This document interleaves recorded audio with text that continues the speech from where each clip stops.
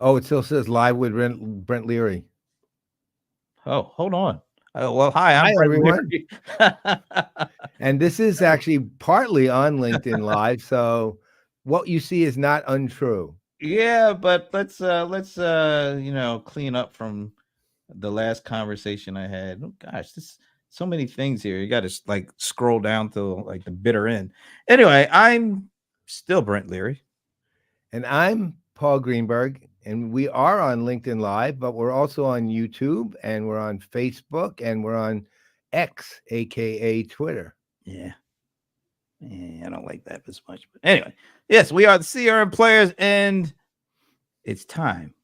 Wow, our moment is Finn got a little impatient because he posted the same thing twice. Here's the first comment, and then it's the second comment. Is there Okay. any difference? No, No, I gotta guess though. I do too. Actually, Okay, you go ahead for first time. I think it's Polish. Yep, I agree with you. Polish. Yeah, okay. We're Oh, going with Polish, both of us. so there it is, Finn. Let us know if we're right. By the way, our guest, yeah, well, I'll give you a login. It's not time for you just yet. We have show protocol to go through here, buddy. That's You right. can't rush your way on Impatient. here. He's so impatient. I'll get it to you when I get it to you. Just stay waiting by the computer there. Think of the first part of your nickname. Well, and then The cold one. yeah, just so chill. Oh, ooh, nice. Yes, yes, he made it easy. Polish. Spring greetings from Munich. Oh, okay. Cool. Nice. You're on vacation there. You just chilling in Munich. Is that how it is? I don't know. Let us know. Anyway, we are the CRM Playaz, and guess what? We've been bringing the ads since 2009. Well, maybe we could try it like bringing the ads, like we were just lengthen the Z a really long way. Yeah. Protect We ourselves. just to be on the safe side, we need to add a couple of Z's to that. Otherwise, we're up for lawsuits. Yeah. We don't like that. No. But you know what?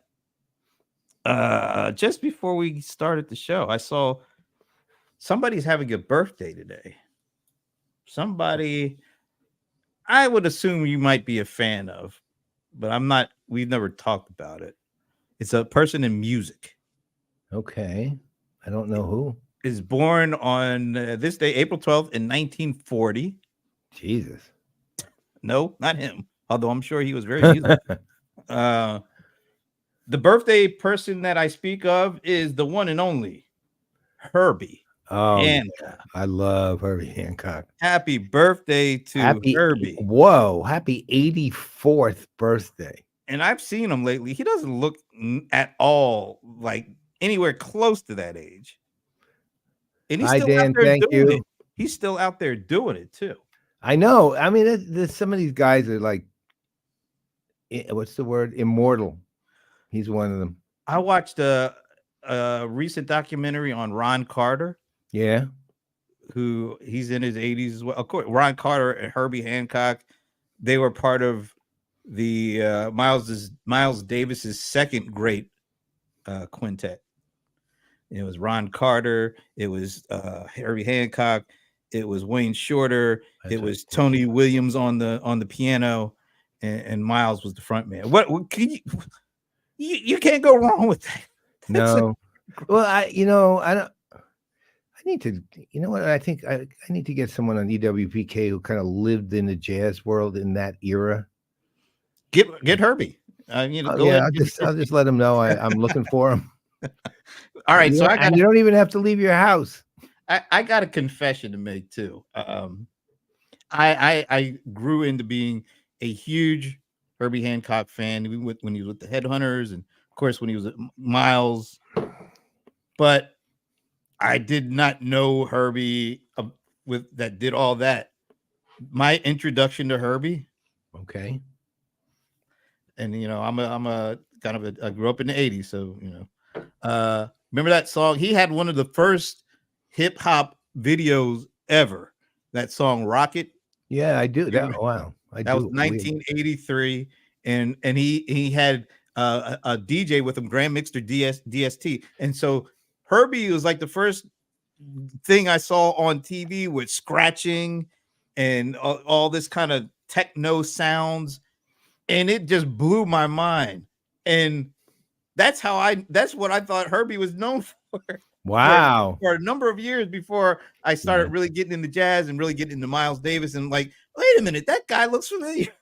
See, the funny thing is, I literally had the exact opposite reaction to that video, right? And the reason being, I did know Herbie Hancock was in jazz because I had 10 more years prior, right? And it was closer to his era, of that just that whole scene. And so that's how I knew him. I didn't have a clue that he would do anything else, really. Right. But that's the beauty about those kind of guys, like the Miles Davis kind of guys, the Herbie Hancocks. They didn't just play the same thing over and over again. Those folks were explorers. They wanted to move, they wanted to be a part of the current age and the current times, and to integrate the stuff they knew with the stuff they didn't know. And so Herbie being on the leading edge of hip hop, coming from his classic background of jazz, it's so cool to see something like that. You're not kidding. And now he's 88. Now he's 84. And he's probably like still trying to explore and do new things. Now singing. He's now it's like now singing in a duet with he's playing in a duet with AI, with ChatGPT. Yeah, with ChatGPT. It's like Herbie Hancock featuring ChatGPT on the ChatGPT trio. No, I was trying to say trio with the T, but it doesn't work. No, you say trio because it literally will throw you off. A speech impediment. Yeah. Anyway, happy 84th birthday to Herbie Hancock. Somebody I really appreciate. All right. A few other people that we both appreciate. Got to keep plugging the new show, right? That's right. So we've had 2 episodes so far, Rebecca's and Dave's. Both of them well received, both of them very different. And who's coming up next? I think Graham is next, but I'm not, I'm kind of thrown off a little bit. I don't know who's doing what. I'm pretty sure Graham is next. Originally, we thought the order, just our bad, was Rebecca, Dave, Jeremy, Graham. But it's actually Rebecca, Dave, Graham, Jeremy. And Graham is going to be talking, his theme for his show is customer experience, personalization. It's the core. It's like the core of how do you actually design, develop, and get value from it. And one thing, Graham's an expert at that. He literally will give you the return on experience, right? By the way, we just got notice from the showrunner of The Crunch. That's right. Rebecca Wedderman, that Graham is officially next up. And Rebecca did a great show 2 weeks ago. Dave, no, that was just last week. It feels. Oh, that's true. 2 shows ago, not 2 weeks ago. Yeah, last week the other show was Vala. That's right. By the way, I maybe the showrunner is Patrick. I don't know how Patrick and Rebecca share credit for that, but anyway. And then this past week, it was Dave, and we like to call him Wiz. Dave Smith. He hosted for the first time, and his guest was Nora Guzman, VP over at Excite Networks.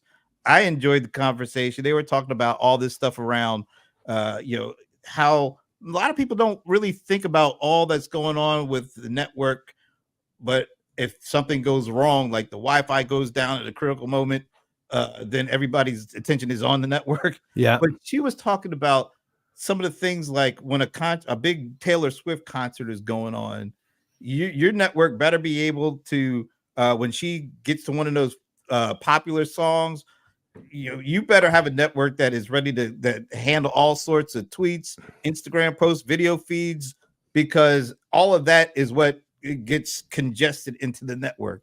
And she was like, it was really interesting talking about, what happens at a Beyonce event, and our guest for today, although I hurts my throat every time I even think of calling this dude a guest. But he's one of those people that's a part of the Beehive, that's the Beyonce crew, Yep. and how they go crazy during those events, and how the Swifties go crazy during these events. And I learned something new watching the Crunch too. Are you familiar with Cardi B? Yeah, of course. No, I'm not. No, it's not Cardi. Are you familiar with what's the chick's name that came before Cardi B? Nicki Minaj? Nicki Minaj. Do you know what No, I've never heard of her. do you know what the group of people that follow her are called, by the way? No. I bet Menagerie. no, it ain't no. Damn. No, we ain't going there. Yeah, I see him in the green. He's like raising his hand, stomping. They call them the Barbs. And that just didn't sound Barb. right. Why would Nicki Minaj people be called the Barbs? Although they spell it Barbz, I think is how it's spelled. But they also told me that you thought the Swifties and the Beehive was bad. Apparently, you do not want to mince words or cross paths with the Barbs, because apparently they might cut you or something. Well, that's why they're called the Barbs then. Yeah, do not throw barbs at the bar. Like That's what I sharp heard. barbs. Oh, is that what it is? Well, there's a thing. A barb is a long, thin, sharp, knife-like object. Now I definitely don't want to cross paths with the Barbs if that's what's going on. But anyway, that was one of the few things I learned during the Crunch. The other thing is Dave is apparently really interested in bringing sexy back to the network. Okay. Yeah, He can bring sexy back, although Justin Timberlake will sue. I know Graham's show is going to be on. He's going to interview a vendor actually who is looking at the privacy side. It's how do you protect privacy when you're involved in creating the necessary means to personalize something, right? So apparently this vendor has done that, right? Okay. Somehow. I don't know exactly how. Okay, so that'll be coming up on the next Crunch. We believe that will be next Tuesday at noon Eastern, something like that. Wait, take a look at Rebecca's response there for a minute. Okay. It's after Minaj's alter ego, the Harajuku. I thought that was what's her name, Gwen Stefani's thing. I can't even pronounce that's this Japanese cultural thing. It involves clothing, and it's a whole thing. I don't know a lot of details. Nicki Minaj Gwen Stefani had a lot to do with that. Wait a minute. Nicki Minaj is in the Japanese culture. Is that what we're saying here? I have no clue. All right. Who's President Dwayne? I mean, Dwayne Johnson. All right. We he said he wasn't running. We're out of our depth here, so we're going to move on to something that is more into our depth, which is something that is also coming up. Oh yeah. You got to fill the folks in on this one. Yeah. Oh, look. We know what's going to happen here. Fireworks. That's it. I mean, all sorts of stuff. We have no idea. It's not a real F-bomb crowd there. The crowd we had last time was a big F-bomb crowd between Bob Stutz and Esteban. That was a strong F. This crowd, not so much. This crowd's profound, not profane. Right. So, but you will hear, let's say, really strong opinions that will differ. And likely relatively sarcastic ways of making those differences known. I'd say this crowd is not F-bomb. This crowd's more like this crowd's more like Lenny Bruce style. All right. So about 3/4 of the audience are not going to have any clue as to who Lenny Bruce is. Too bad. Tough luck. Go look them up. Just going to have to say that. Not helping you. But we also accept profundity with profanity. If that's how we get to the profundity, we're good with the profanity, or if it's just straight profundity, we're good with that too. So that'll be next, or that's May 1st. And once again, this is not a CRM Playaz show. This is a CRM Playaz spinoff show. It's called The Right. Great Debate. It's got spun off immediately after the first one. And Paul and I looked at each other and said, yeah, we need to do this again. Yep. So this is a CRM Playaz spinoff. This is called we have, like the round table, like the watch parties. These are called CRM Playaz Presents. Yes. They're parts of the CRM Playaz. They're PPN network shows. They're CRM Playaz produced and directed and part of this CRM Playaz network. I'd actually wouldn't mind CRM Playaz presence. Did that mean they would give us presents? Yes. For doing the show? Yeah. That would be kind of good. I'm all We for are that. open to bribery to get on the show. Absolutely. All right. Moving on, because we do, we're trying to keep on schedule here. But what schedule? I don't know. I just said it because it sounded kind of good. One of the things that definitely came up, I did a few good minutes with our mutual friend and thought leader and lead analyst and founder for Opus Research, Dan Miller. I like to call him the Bot Father. That's a fair name.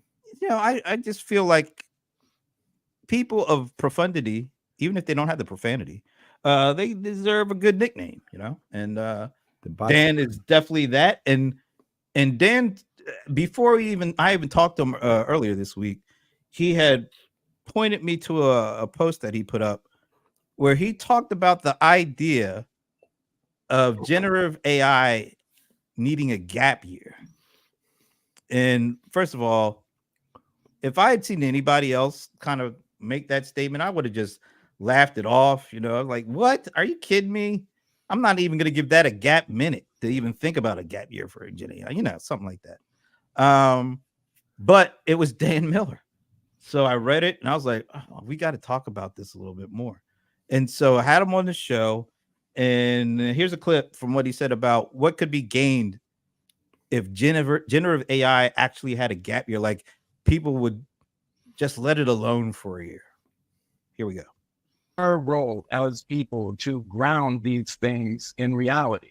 2 years ago, whenever ChatGPT made its presence and everyone was going, oh, you as a company just have to, start licensing OpenAI and use GPT, whatever. And I was saying, I don't know if that's really as important as coming up with big enough language models that are relevant to your use cases. Take for granted that in some period of time, let's call it a gap year, large language models are going to go and keep on learning. An offshoot of them is going to become sort of big enough for domain-specific language models that are relevant to your brand, your use cases, your industry. Companies you want to deal with that are the solution providers for you are going to address sort of the known issues of successful implementation of LLM-informed solutions. And that'll have code words like guardrails around the responses. It's going to be around how you curate the input, which is sort of define what data or knowledge you want to inform the things with, and then sort of the processes in between, whether it's RAG or what have you. At some point in time, you're going to have the confidence to use these things for customer-facing resources. What do you think? What do you think of the idea? Well, no, I love the idea. It's not going to happen, but I love it. I mean, there's no way in hell. I mean, this is literally, like saying, okay, entire world, step back, right? Okay, 8 billion people, or the 6.5 billion who are using it. You know what happened? Here's what actually would happen. Let's just say out of 8 billion people on the planet, 6 billion are using it, and they all step back. Then what would happen immediately is the other 2 billion would go, oh, this is a good opportunity for me to use it, right? And so there's just no way it's going to happen. On the other hand, the point being made is absolutely perfect. Look, obviously, if companies were, and the people at these companies who are involved in decisions around this were smart enough, They say, you know what, we're not just going to use it to use it. We're going to have to figure out what it is we want to do with it, and then figure out what kind of model we need to do that, and then what kind of front end, what kind of prompts, what kind of work we need to do to make sure that that model is appropriate to that use case, and we can use that model, right? In whatever way we use it. I'd love for companies to be that sane. I just don't see it. I mean, look, I've been watching our industry, and I'm meeting with a bunch of companies. I've been doing some advisory days, which has actually been quite good. And the interest is so high in this that, look, I'll remind you of one statement, and then I'll stop. There was somebody at a company, a CRM company, that was involved more in small business than anything else, really. And not than anything else. It was involved only in small business. And it's a very good technology, but and these are really small businesses we're talking about. And he said, I said, well, you don't really need AI particularly. He said, we have to. That was literally the words. We have to. It's not like he does need it for his technology. He what he provides does what the use case literally doesn't need. I mean, yeah, would it help incrementally? But with your tiny business, how much, right? But he has to. So right. how do you deal with that? I don't know, but as Dan was laying that out for me, a song just kind of came in my mind. It was John Lennon. Imagine there's no F, Right? Yeah. because that's what we're gonna have to do. Because it's the horse is out of the barn. I agree that we could definitely benefit from taking a little bit of a break and really trying to understand what we actually are trying to do or accomplish. That ain't gonna happen. It's no way in the world. All the people in the world are gonna stop. And that conversation actually drove yesterday's happy hour, like the full hour, to the point where some Dean, who knows Dan, hey, he sent him a message in real time saying, hey, Dan, they're talking about you on this happy hour. And Dan actually joined us to talk about it. So thank you, Dan. I think we all see a benefit of taking a breather, taking a step back, really trying to figure out what we should be doing and how should we be doing it. But we also all agreed on saying that ain't ever gonna happen at this point. Okay, so within that context, however, so let me make one quick analogy and you'll see where this is. All right, because we got one thing about Zoho, right? No one's ever going to reproduce what they do. It's impossible. They're unique as a company. However, there are a lot of lessons to be learned from what they do that can be applied in more specific ways that will help lots of companies. Take AI gap year, listen to what Dan said, and start doing it regardless of whether everybody in the universe is taking off or not. And you'll be just fine. It just might take longer because there's a lot more noise to deal with.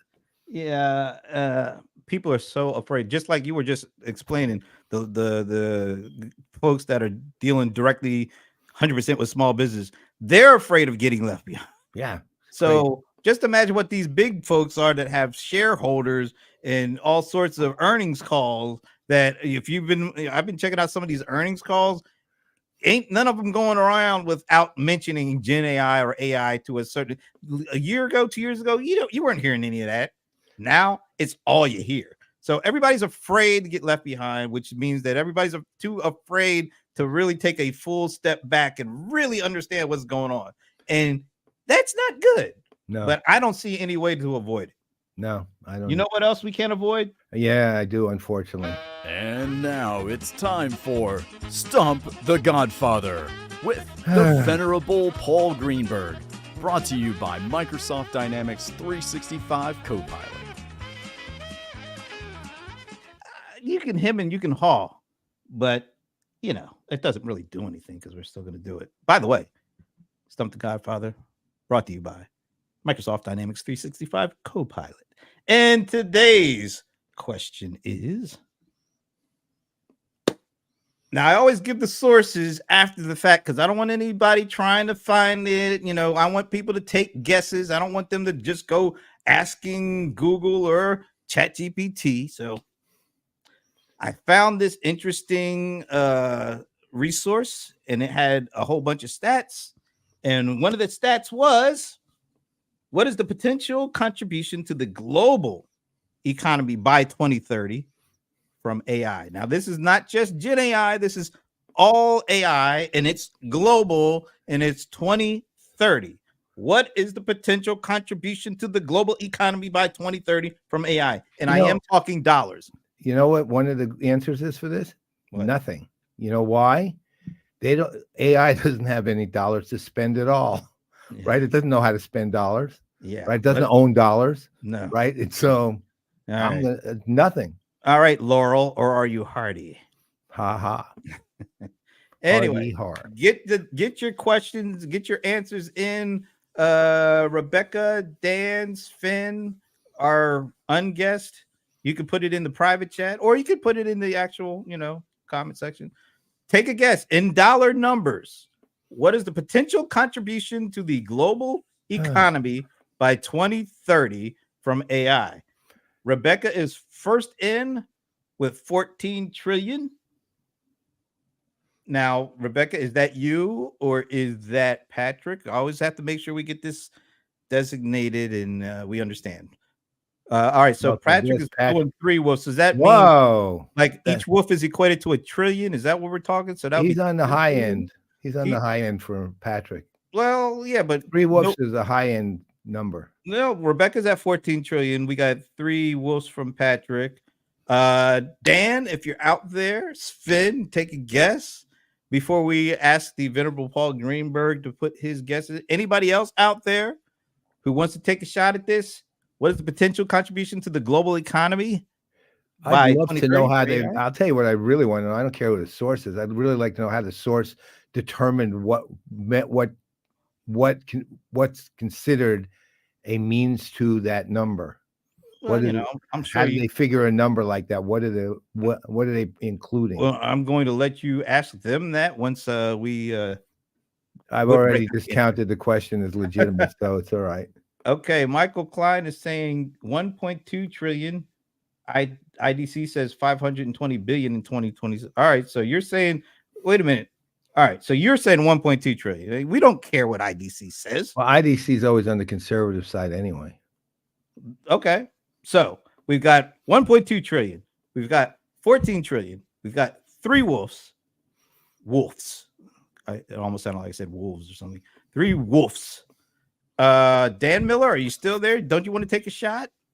Oh, Sven is coming in. Sorry, Sven is playing the Price is Right angle. So Sven is coming in at 13 trillion. So we've got Sven at 13. Well, we got Michael at 1.2 trillion. We've got, I guess Sven would be next with 13 trillion. I don't know what the wolf really means in this one. I think it's like a wolf for each, a trillion for each wolf. So I'm going to say it's only 3 trillion for Patrick. It's 13 trillion for Sven. It is 14 trillion for Rebecca. Our unguest in the green room. You got to take a guess of what, man? Mr. E-commerce. Your second part of your nickname's the bold one. Be bold. You're not taking a guess, man. Not old one. Be bold. Oh, I was going to bring that part up. Don't worry. He's playing like, he really doesn't have a clue. All right, so the Venerable Paul Greenberg, your answer to the question is 0. No, so well, let's say this with immediate caveats on the legitimacy of the question altogether, right? Because I think unless I know how they derive that question's answers, it's useless. We got to get this through before you. Bad, Michael. Tough luck. Not my call, right? So 3.5 trillion. 3.5. All right. The breakdown is Michael at 1.2 trillion. Patrick at 3 trillion because he has 3 wolves. The Venerable Paul Greenberg 3.5 trillion. Sven Esser 13 trillion. Rebecca 14 trillion. and our unguests in the audience in the green room just looking crazy at me at the moment. All right. Yeah, I just said that. All right. So the answer is $15 trillion could be the potential global impact of AI by 2030. $15 trillion. And That's look a lot at of the money. source. It's 15 trillion because then they get to cut a bigger piece out of it as a consulting firm, right? My old company, PwC, They're going to have their AI practice is going to very positive. They're going to get about 10% of that. To be honest, I think that number's ridiculous, but it depends on what they're decided goes into that. How, in other words, how do they say, okay, this is an AI contribution, this is an AI contribution, this is an AI contribution? Again. Hey, by the way, the PwC bills, if it's anything like they did when I was there, I could see 15 trillion. No, listen, the way PW Price Waterhouse, Cooper, screwed me in a deal one time badly. Right. So I don't trust anything they do. So Sven was going off a McKinsey estimate. That's what he was. And he's saying may deliver an additional economic output of around 13 trillion by 2030, increasing global GDP by 1.2% annually, that's huge, though. That's huge. The Midas Amar Tech chimes in, or some of us still call him the Golden Smog. I like that name. Midas Amar Tech is probably more accurate, but Golden Smog is the better name. Does the order of magnitude look right, though? I don't know what it looks like. You mean really big at the level of 10, 15 trillion? Global. I don't know. I don't know. I said 3.5 trillion. I really was thinking I don't care. Right. But all right. Well, so give credit where credit is due. The closest one to this. Oh, yeah. Okay. Rebecca. 13 trillion. Rebecca. 14. No, Rebecca's 14. Wait a minute. Oh, yeah. 13. She's 14. That's right. 14. She was only $1 trillion off, which usually would sound like you're a far ways off. But when you're talking 15 trillion, not so much. All right. This was great. I think this was a fun one. I think, if the source wasn't PwC, it would be fun. Should I take umbrage since I actually work there? Okay. No, you just work there. I really don't care. It's been 20 years. So, all right. So that was this week's Stump the Godfather, brought to you by Microsoft Dynamics 365 Copilot. All right. Do you want to do an introduction? Because this guy. You're literally on 2 shows with him. Right. I mean, I love him to pieces. I'll tell you that. And here's my introduction. He is, and this is without any humor whatsoever when I say this, he is an e-commerce thought leader. He is an AI in e-commerce thought leader. He is really smart. He is edgy as hell. Yeah, he's a good human being, and he makes it really easy to make fun of him too. Yeah, but he hits right back. On the whole, though, this is a show we do kind of working out annually, right? He comes once a year, maybe twice sometimes, but I always love when this happens, whenever it is. So worlds colliding. And of course, Brent and John, aka Colder Ice, and Brent, I'll let you, if you like, give his nickname out. The cold one, the bold one, John Colder Ice Lawson. That's right. The cold one, the bold one, the old one, John Colder Ice Lawson. Guy's a star, man. Let's bring him in. All right, here he is, the one and only, and thank God for that, John Lawson. There he is. The man. I could not defend myself. No, I know. That's the idea. That's why we keep you in the green room.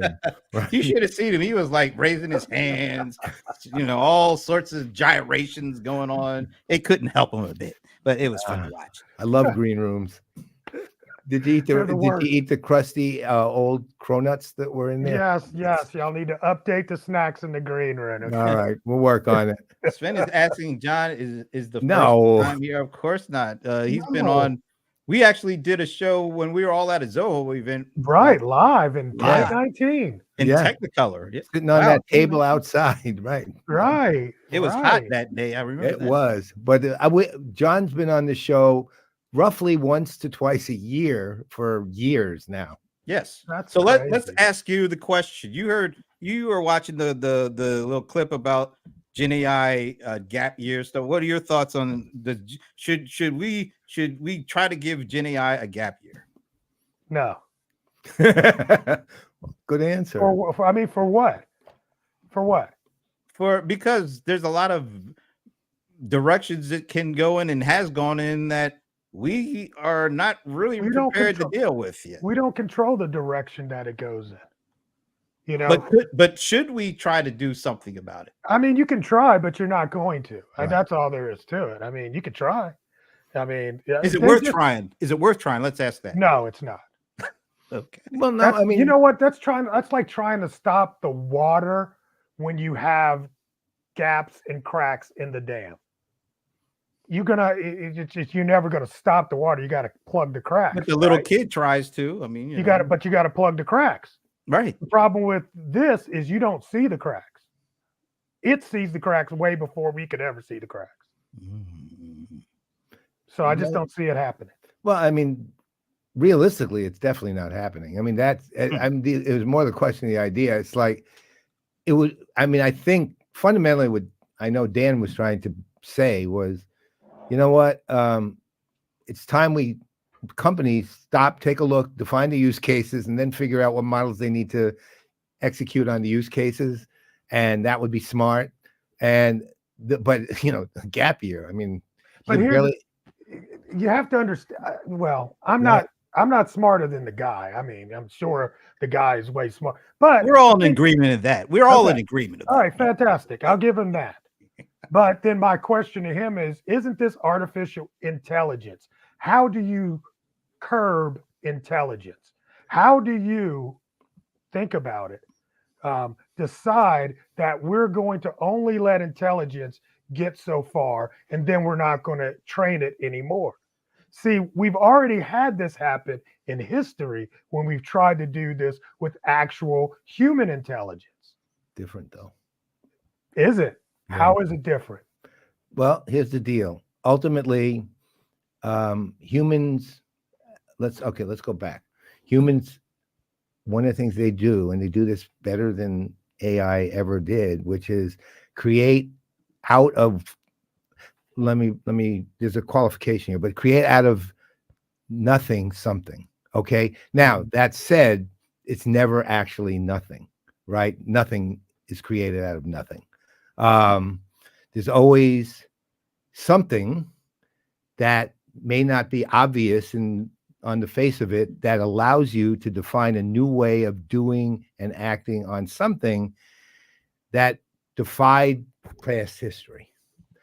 AI doesn't do that. AI operates on what? Two fundamental things. One, it operates on existing history, which is, again, same as humans. But two, is it only reformulates that in ways that are interesting, and it can be unique. By the way, they can be unique. Now, I'm talking about a creative side here, where you're creating something entirely new, right? I've never seen any AI that creates something entirely new. Entirely new. It creates a way of conversing right now with ChatGPT. That's what it does. Okay. I can wait forever. You can. You know what? It's honestly, Paul, love you, but that is so incorrect that I'm just going to let you enjoy that moment. I just saw an elephant. Tell me something it did that is at the level of that kind of human creativity. I'm saying I saw Sora make a elephant out of leaves. That never existed before. Thor. An elephant out of leaves that actually walks around. I've never seen that before. That doesn't have that whole lot of fundamental impact on anything, though. I'm not saying it, but we were. I'm not saying it can't be. I'm not saying there isn't a form of AI art. Okay, here's the different. Here's the thing. Okay, AI, I'll agree with you that AI is different from human intelligence, and it is. However, the difference is that it is different. And so overlapping certain parts of our intelligence with their intelligence, and I'm using their as a, just to say, Yeah, I because got I really believe AI is, gender neutral. yeah, well, I just believe AI is a different being. Okay, And as such, as it'll grow more and more and learn more and more, it's going to think differently than humans think, but it's going to be an intelligent being. And what that means, I don't think any of us knows. But I'm not. I but think the I don't. thought that AI doesn't take two things that might exist and create something that totally never existed before, I tell you that it does that, and it does that often. An element out of leaves isn't the level I'm talking about. I mean, that, and frankly, that probably did exist before. Someone probably painted it, right? But right, so something but like it did, that. but now it moves. That's nowhere near what I'm talking about. Yeah. Like, well, I'm just using that as I'm not, yeah, micro level. I'm talking about big idea kind of things, like figuring out how to harness the water or something, but in a way that nobody man, ever trust me. AI is augmenting. Wars are being planned with AI as we speak. But they were being planned with cybersecurity, hacks too. Again, it's okay. AI to me is time will tell. I'll say this, from my standpoint, AI has lots of value. Don't get me wrong. I'm 100% in the camp of we need to have it now, but I literally am hardcore in the school of augmentative, not sentient, and independent, it's just a moment of equal. time. It's just a matter of time before it's sentient. I don't see that. I know. That's okay. You don't have to. You know what? And the thought of being sentient for a human versus the thought of being sentient for a computer, I think there will be differences, but that doesn't mean that it won't have its own, let's say agendas. This. If you're talking about a computer who can independently operate, I would agree with you. Absolutely. All right. And that's where we'll where we'll sit. That's different. Well, you already have your boy Elon saying next year AI will be smarter than humans, right? Oh well, that's Elon. Exactly. I don't pay much attention to him. Yeah, but it doesn't. I'm done with that guy. But doesn't that kind of go along the lines of what you just said? Though he said the same thing about you when I last talked to him too. I don't know what you guys did, but what are you conferring with Elon right now? Yeah. I got my guy. You got him on here. speakerphone or something? I got my guy. He's got his attorney there. Yeah. What can I say that? Really? I don't know. I got to say something about Elon. What do you think? My roofer came and did my roof, and now he wants to get paid. What? Isn't that crazy? In the middle of the world show, are we living in? Tell ChatGPT to take. I should tell ChatGPT to pay him. That's why I said their contribution will be zero because they don't actually have any money. Yeah, exactly. All right, let me toss this one out there to you guys. This is good. So I think we talked about this last week on Pass the Mic. How the CEO of Google, or is either YouTube, I think it was the CEO of YouTube, was saying that if OpenAI was using YouTube videos to train Sora, then there would be some big issues with it. Then that was like an article that came out on like a Tuesday. Then on a Wednesday, another article came out that said Google is okaying OpenAI to use YouTube data because let me say that right. YouTube is okaying OpenAI to use YouTube data because Google was already doing it. It was already scraping. It was already doing its own scraping. Huh? Wait. So wait. So this is what happened. This is the sequence. I'm missing the Google was already doing it part. Doing what? They were scraping AI with. They were scraping YouTube videos and training it off of Google YouTube owns YouTube, but I can understand that. I don't understand. Right, but that was saying it was against their unfair practice. Yeah, and it was unfair to say no. Oh, they were worried about OpenAI, a lawsuit, and Google is already doing it. Yeah. Exactly. So who owns this stuff? Let me ask you guys this. This is the people who create the YouTube videos. Do they have any say, or should they have any say if OpenAI is over here using the YouTube data that's really built off of the backs of the creators to create Sora and eventually get paid off of it? Or is it only YouTube that's saying, hey, we're the owners, it's only our say, we don't, the creators that upload to our servers don't have a say, you got to deal with us? What's the right way to handle this? Because we're going to see a lot of these kind of situations come up. This is like the first. Okay, why not? Why won't we? Because it's already been, it's already been settled. That case has already been settled. That one has, but not the New York Times one, for example. Well, the New York Times one's a little bit different, and they're a paywall organization, right? But the New York Times one's is bullshit too. But I mean, I actually am in agreement with the New York Times. Well, when it goes to court, you'll see why it's bullshit. Yeah. But anyway, I mean, I know you're an attorney for the case. I'm not an attorney. His roofer also does a little law on the side. Yeah, I've been following the arguments, and they they cherry pick the stuff that they put in. Why don't we do this? Come out that way. And wait a minute. That's the case. Let me hold you guys up. Can somebody explain the actual case before we get into the New York Times case? It's not complicated, really. The case itself is New York Times is saying, on the one hand, the New York Times, OpenAI was said that we can't make money unless we can use this content to train our models. This meaning broader than the Times, content to train our models for free, right? New York Times is saying that doesn't mean you can use our content for free. It's pretty much that when it boils down to it. And you know what? If there was sort of this cooperative thing going on, I would be more on your end on that. But when OpenAI said that, I thought, what the hell? They say, well, we can't make money unless you give us stuff for free. That's really not a business bargain there. So it's hard to buy into OpenAI's argument on that one. When I'm not, who cares whether you can make money? If it's like saying, well, Paul, you know what?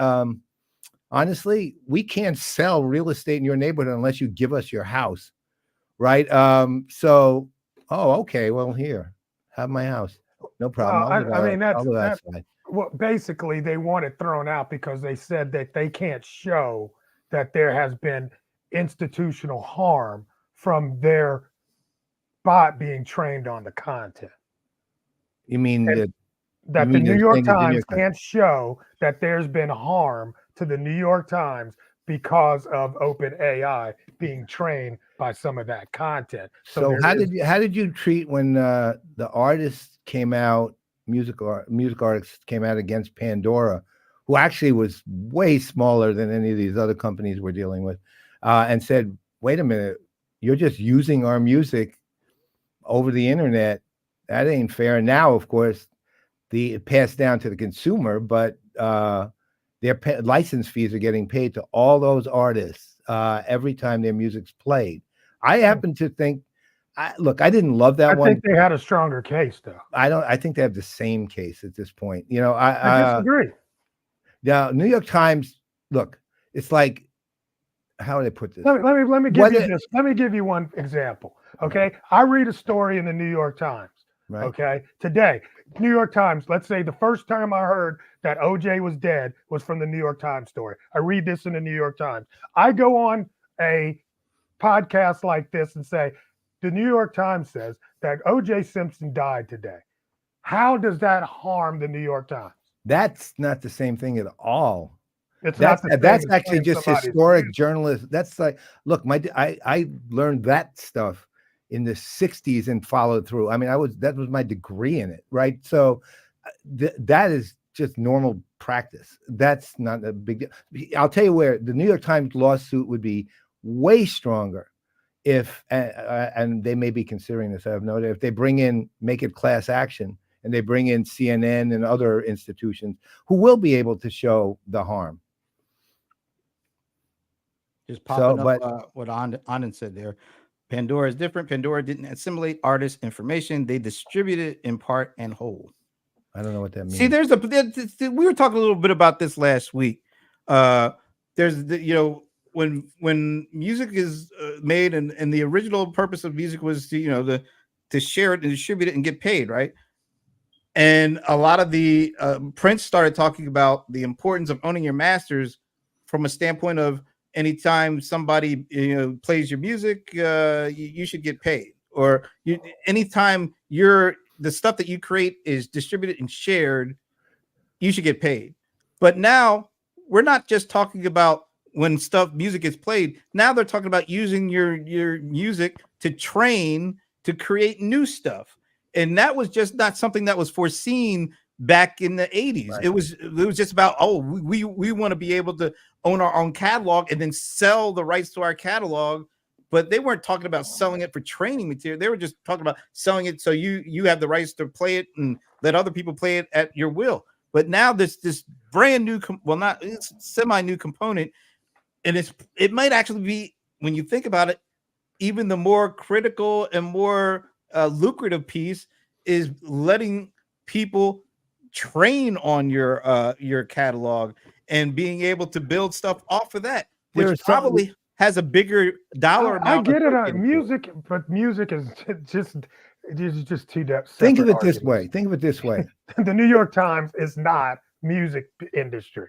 It's just not the same. Well, right. No, I agree with you there. I'm just talking about the idea of licensing content that's owned by somebody else. Right. And then using the content in the same they're using manner. The content for their purposes, whatever it is.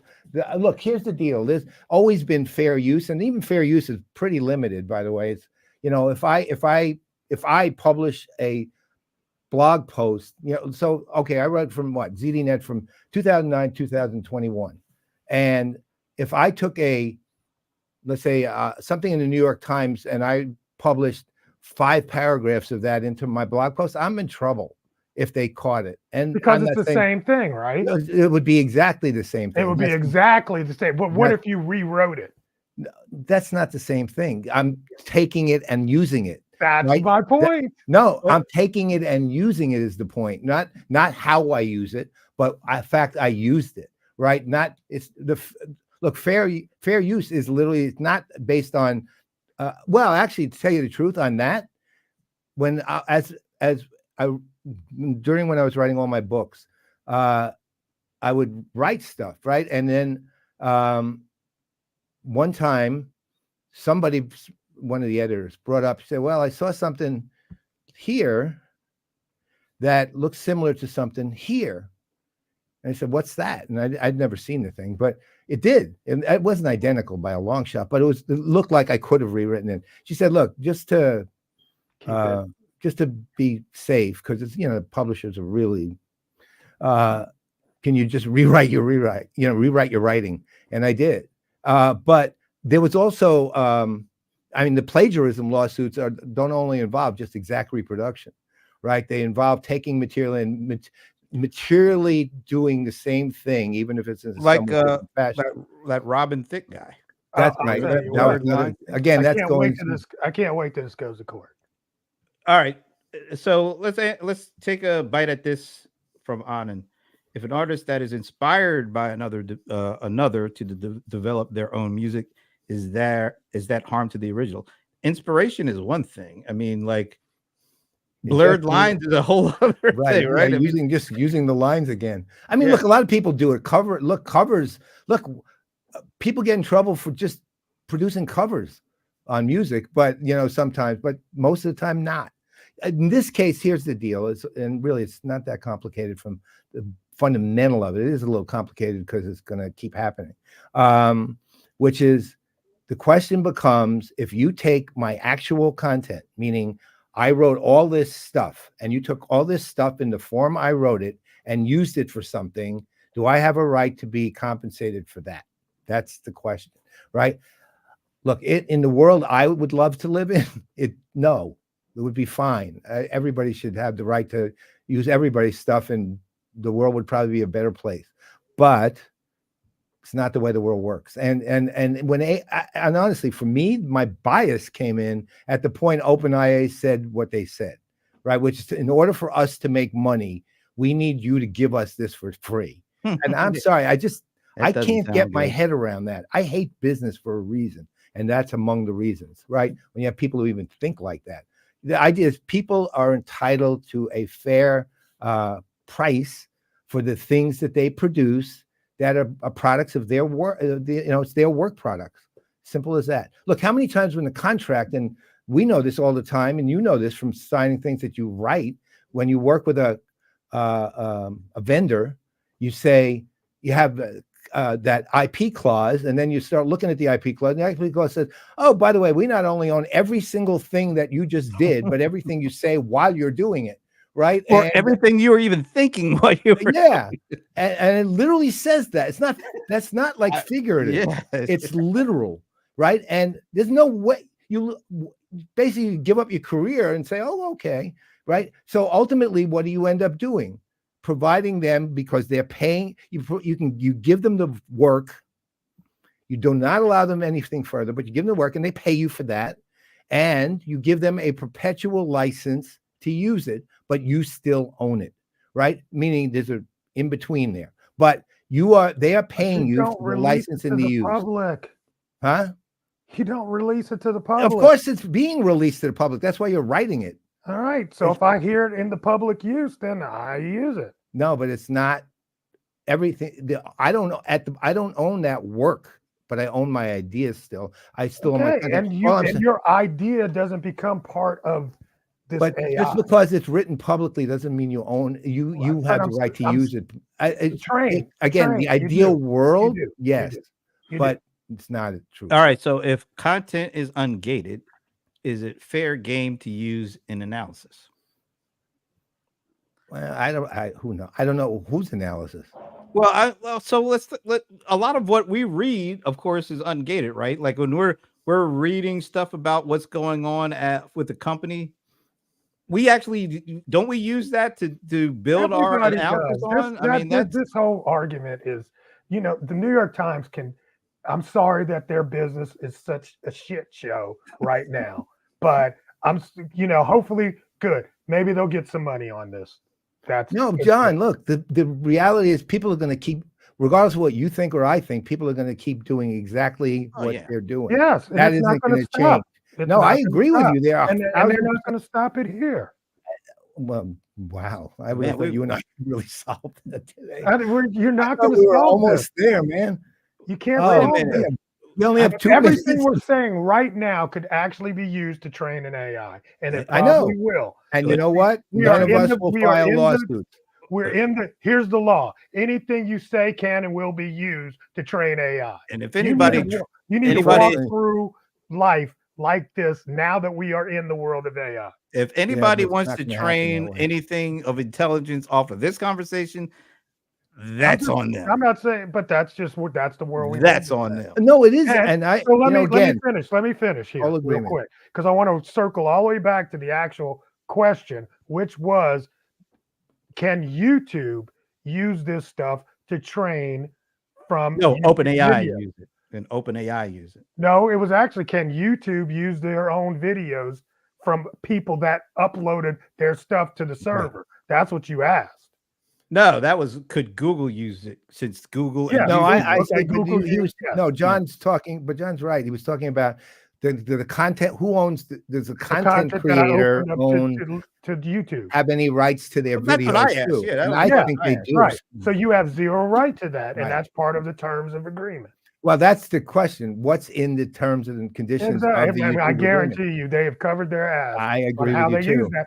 And here's the thing: they had this argument when it came to using your search information to use to make advertisement money. I was just about to, and YouTube is smart enough to pay content creators at certain points, so which really gives them pretty much 100%. Well, you're starting to see a lot of YouTube folks quitting. That's up to them. You remember back in the day when they actually used to pay us for, you remember Google Sense? Was that what it was called? Google AdSense. Sense. AdSense. Yeah, AdSense. Remember Google that? AdSense, Where they would yeah. actually pay you for the content so that you could run ads across the content. You don't have to do Right. that anymore. They don't do that anymore. They You got know rid of what? that Honestly, program. as far as it goes with content creation, because obviously all three of us create quite a lot over the years. You know what I always thought? Very simple, man. You know, you go like, I really hate Zuckerberg and Facebook. And I'm still on it to talk to friends, but I really hate their original teasing. I used to attack them all the time. But here's the deal. It's a business, okay? And when you were uploading whatever you were uploading to Facebook or communicating on Facebook, people would yell and scream, "You're using my stuff." Well, what do you think you're getting this? This isn't a free The service. whole thing for free. It's not a free service, Right. right? You are in exchange for you using their service, their platform. You are allowing them to use your data. Where it got dicey was after you left the platform, they continued Who to owns use it, it? right? Yeah. That was where it got dicey. And at that point, no, contract over, right? So no way. That's why Well, another blasted thing the I crap heard out of it. OpenAI say about this whole thing Okay. was that when they were training, it was an open source thing, not intended to be used for. Right. It was supposed to be a nonprofit. Right. Yeah. Right. That didn't happen. Yeah. And it's like, we Yeah. can't unlearn what we've learned from. And they're right. They can't. You know what? They can't. Here's crazy though. Here's really crazy to me. I'm reading all of these companies that are paying Shutterstock for their content now. So Shutterstock has made some multi-million-dollar deals where they're letting people train on all that stuff that's in Shutterstock. And a lot of that stuff that was put into Shutterstock, Was they didn't really pay for it. They were Right. scraping a lot of that junk. See, I Exactly. agree. Look, I think Crazy. at the end of this one, all content creators get screwed pretty much. Exactly. But I yeah, they agree. do. And that's across, authors, they don't make the most money on the book. Musicians No. don't make the most money on the record. Movie artists don't make the most money on the movie, even though we pay these guys. Basketball players ain't making the most money at the arena either. So everybody is being screwed if you really look at the I numbers. agree. It's just look, the battle's going to work its way out, and whatever happens, happens. To be in the long run, well, in the short run, let's say, I don't actually care. In the long run, I'll be dead, so I don't really care at all, right?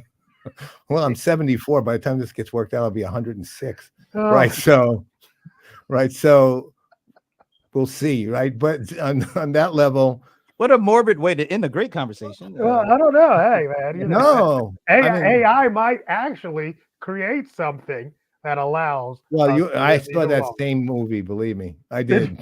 I You're not. did. You're not. And you know taking what? it- I love that idea. To be honest, I actually look. To me, we can get it. I'm not going to get too existential, but humans are a product of their memories, right? So and that's what, like, people say, well, your spirit lives on its own. Yeah, but I won't remember any of this, right? So what good is that?